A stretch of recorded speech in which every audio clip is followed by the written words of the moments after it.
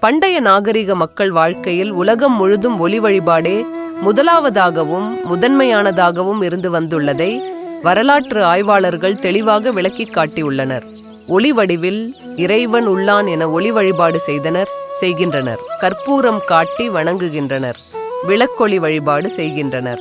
மலை மீது உச்சியில் விளக்கேற்றி வழிபடுகின்றனர். வீடுகளில் அகல் விளக்குகள் ஏற்றி வழிபடுகின்றனர். விளக்குகளின் வரிசை என்பதே தீபாவளி திருநாள் ஆயிற்று. நாளும் நடுவீட்டில் விளக்கேற்றி வழிபாடு செய்வது தமிழ் மரபு. அருட்பெருஞ்சோதி தனிப்பெருங்கருணை அருட்பெருஞ்சோதி என்பது வடலூர் வள்ளலார் வழிபாடு.